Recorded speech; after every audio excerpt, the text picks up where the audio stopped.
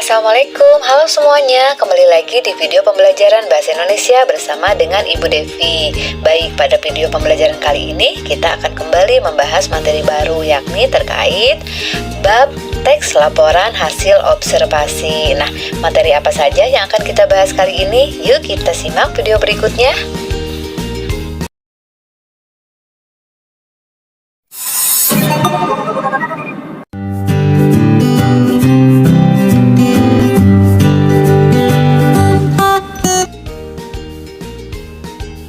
Kita lihat dulu kompetensi dasarnya yang akan kita pelajari di mana. Nah, kita lihat dulu di sini ada kompetensi dasarnya di mana ada pengetahuan dan keterampilan yang akan kalian pelajari ya. Di 3.1 yaitu mengidentifikasi teks laporan hasil observasi yang dipresentasikan dengan lisan dan tulisan. Lalu ada di 4.1 menginterpretasikan isi teks laporan hasil observasi berdasarkan interpretasi baik secara lisan maupun tulisan.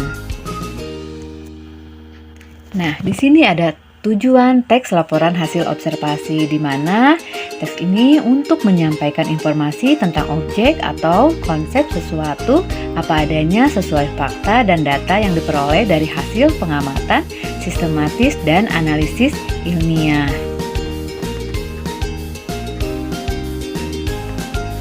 Nah, pada pelajaran kali ini tentang teks laporan hasil observasi di mana kita nanti akan membahas tentang pengertiannya, tentang strukturnya, ciri-cirinya, kaidah kebahasaannya, lalu ada contoh-contohnya.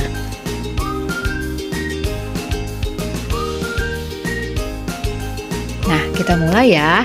Apa sih observasi itu? Nah, observasi itu istilahnya adalah pengamatan, mengamati suatu objek ya atau benda tertentu. Ini bersifat tidak universal atau tidak menyeluruh. Jadi, contohnya ketika kalian ingin mengamati suatu benda, kalian cukup mengamati satu benda saja, tidak secara banyak begitu ya. Lalu di sini juga ada teks laporan hasil observasi. Apabila ada kata teks berarti itu ada tulisan yang harus dilaporkan ya. Contohnya ketika kalian diberikan tugas oleh guru kalian, nah nanti kalian melaporkan hasil dari observasi yang kalian buat begitu.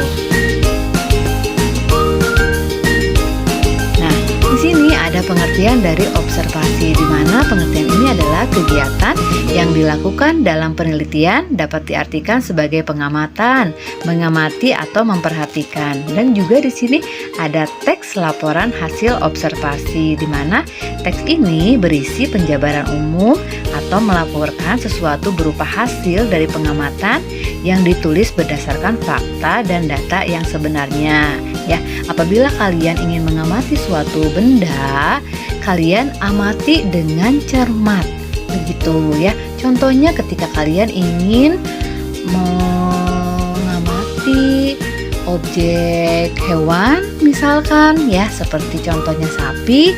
Nah, kalian amati hewan tersebut ya, secara umumnya seperti apa, begitu bahwa. Lalu di sini ada struktur teks laporan hasil observasi di mana yang pertama adalah pernyataan umum atau klasifikasi. Nah, ini merupakan pembuka atau pengantar mengenai hal yang dilaporkan. Contohnya ketika kalian mengambil contoh binatang sapi. Nah, sapi itu diceritakan dulu ya. Diceritakan dulu tentang umumnya itu seperti apa. Binatang sapi adalah binatang berkaki 4, bertubuh besar, begitu ya. Atau nama lain dari binatang sapi itu apa, ciri-cirinya apa, ya. Nah, itu bisa dimasukkan ke dalam klasifikasinya. Lalu ada di sini aspek yang dilaporkan atau bagiannya. Nah, ada bagiannya apa saja sih yang dilaporkan? Ada rinciannya tentang objek yang diamati. Selain yang tadi umum, berarti rinciannya dari hewan sapi itu apa ya? Oh, ternyata hewan sapi ini penghasil susu. Oh, ternyata dagingnya bisa dimanfaatkan oleh manusia. Oh, ternyata tulangnya dan semuanya itu bisa dimakan oleh manusia. Seperti itu. Nah, itu bagian dari rincian-rinciannya ya. Lalu yang terakhir ada kesimpulan. Nah, kalian simpulkan dari pernyataan umum dari bagian-bagian bahwa binatang sapi ini apa sih? Begitu ya. Ini ada di kesimpulan atau penutup. Nah, ada lagi di sini ciri-ciri teks laporan hasil observasi, di mana yang pertama adanya objektif. Nah, ketika kita ingin mengamati suatu objek, yang harus dilaporkan ini harus objektif. Begitu ya, harus sesuai dengan faktanya atau gambar yang ada di dalam atau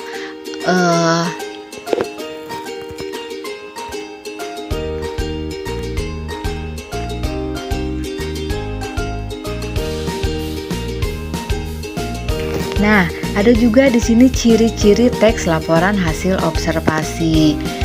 Yang pertama adalah objektif, di mana ketika kalian melakukan pengamatan, kalian harus melakukannya secara objektif, gitu, sesuai dengan apa adanya di lapangan, ya. Ketika kalian ingin mengobservasi suatu bendanya berupa hewan, nah hewan itu seperti apa sesuai dengan aslinya. Ingin mengamati pohon, nah pohonnya ini seperti apa, itu sebaliknya ya. Lalu ada juga faktual, berarti pelaporannya harus berupa fakta yang terjadi di lapangan, jadi tidak mengada-ngada gitu ya. Surveinya itu sesuai dengan fakta di lapangan. Lalu yang ketiganya ada sistematis. Nah, ketika kalian melaporkan sesuatu itu harus sistematis, harus berurutan supaya pembacanya itu jelas ya dalam membacanya, seperti itu, merincinya betul, merincinya bahwa dari umum ke khusus, nah terlihat begitu.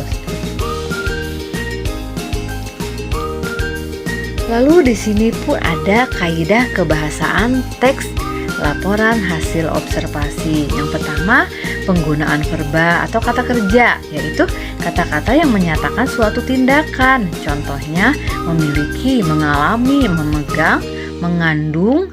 Nah, itu bagian dari kata kerja. Lalu ada lagi menggunakan adjektiva atau kata sifat, yaitu kata-kata yang digunakan untuk mengungkapkan sifat atau keadaan barang atau benda ataupun binatang. Contohnya sangat bagus, cerdik sekali, amat luas, paling besar. Nah, itu bagian dari kata sifat. Lalu yang ketiganya ada penggunaan sinonim dan antonim, di mana sinonim itu adalah persamaan kata, sedangkan antonim adalah lawannya kata. Contohnya lagi di sini ada halus bersinonim dengan lembut, malas antonim dengan rajin ya. Lalu yang keempatnya ada penggunaan konjungsi, yaitu kata-kata yang menghubungkan dua satuan. Nah, maksudnya di sini adalah seperti tetapi, sedangkan, atau, supaya. Nah, nanti kalian bisa mengerjakan contoh-contohnya ya. Lalu ada lagi penggunaan kalimat kompleks dan simple, di mana kalimat ini seperti contohnya kupu-kupu termasuk ke dalam kingdom Animalia. Lalu yang keempat ada penggunaan konjungsi, yaitu kata-kata yang menghubungkan dua satuan bahasa yang sederajat. Contohnya tetapi, sedangkan, dan, atau, supaya. Lalu yang terakhir ada penggunaan kalimat kompleks dan simple, di mana ini adalah kalimat bertingkat ya. Contohnya kupu-kupu termasuk ke dalam kingdom Animalia. Nah, sekarang tugas buat kalian adalah apa sih yang mau kalian amati? Objek apa sih yang mau kalian amati? Boleh saja kalian mengamati suatu benda atau suatu makhluk hidup, bisa berupa pohon ya, tumbuhan atau hewan, binatang. Lalu ada juga buah-buahan. Nah, itu semua kalian pilih salah satunya. Jadi kalian diperinci lagi ya sesuai dengan strukturnya. Contohnya yang tadi sudah disebutkan bahwa kalian ingin mengamati binatang sapi. Nah, binatang sapi ini kalau di pernyataan umum ini yang seperti apa sih? Misalkan sapi adalah binatang berbadan besar, berkaki 4 ya, atau nama lain dari sapi ini apa? Begitu istilahnya ya. Nah, di situ mengandung kata-kata yang umum begitu. Lalu nanti ada deskripsi bagian. Nah, apa sih yang jadi rinci-rincinya atau apa sih bagian-bagiannya dari hewan sapi ini ya? Yang kalian tahu hewan sapi ini kan multiguna ya, semuanya terpakai oleh manusia dari kulit sampai ke tulang ya. Binatang sapi ini dipergunakan oleh manusia begitu. Jadi ketika kalian ingin mengamati harus sesuai dengan fakta, objektif dan sistematis ya.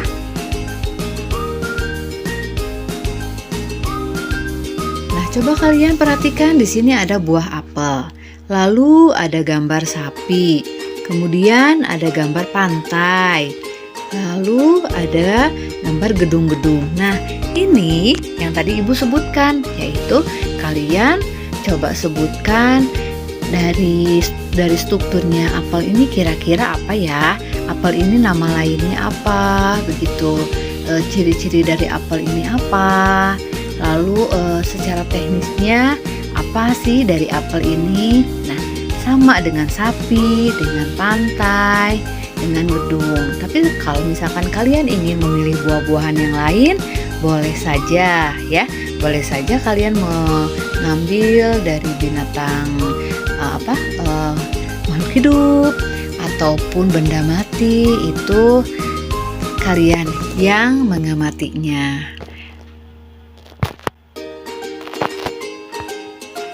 Nah, ada juga di sini persamaan dan perbedaannya, tetapi kita bandingkannya dengan teks deskripsi ya. Nah, kira-kira apa ya persamaan dari observasi dan deskripsi? Nah, ketika kalian sudah mempelajari di kelas 7 ya. Nah, di kelas 7 kalian sudah membahas tentang deskripsi. Nah, di sini deskripsi itu kan yang kalian tahu adalah menggambarkan ya, menggambarkan suatu objek tertentu. Nah, sedangkan observasi adalah mengamati suatu objek tertentu. Jadi sama-sama adanya menggambarkan atau mengamati suatu objek. Lalu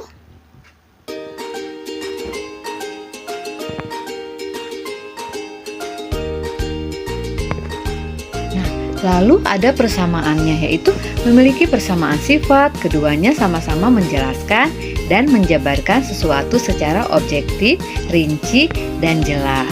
Selain itu, ada perbedaan dari keduanya. Kalau untuk observasi yaitu menggambarkan peristiwa atau fenomena secara global, sedangkan teks deskripsi adalah menggambarkan peristiwa atau fenomena secara khusus. Di sini Ibu akan memberikan contoh hasil observasi sapi, yaitu coba kalian simak ya. Sapi digolongkan sebagai hewan mamalia atau hewan yang menyusui. Sapi atau yang bernama Latin Bos taurus mendapatkan tempat di kingdom Animalia. Sapi pemakan tumbuhan atau rerumputan ya. Sapi atau lembu adalah hewan ternak anggota suku Bovidae. Nah, Ibu akan memberikan contoh hasil observasi dari sapi ya. Coba kalian simak. Sapi digolongkan sebagai hewan mamalia atau hewan menyusui.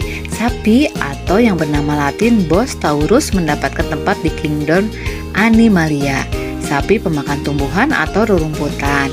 Sapi atau lembu adalah hewan ternak anggota suku Bovidae dan anak suku Bovinae. Sapi dipelihara terutama untuk dimanfaatkan susu dan dagingnya sebagai pangan manusia. Hasil sampingan seperti kulit, jeroan, dan tanduknya juga dimanfaatkan untuk berbagai keperluan manusia. Dari sejumlah tempat, sapi juga dipakai sebagai penggerak atau alat transportasi. Itu adalah bagian dari klasifikasinya dari sapi.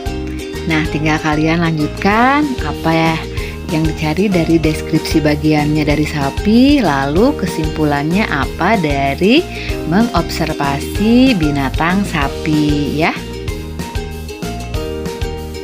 Nah, pembelajaran kita cukup sampai di sini.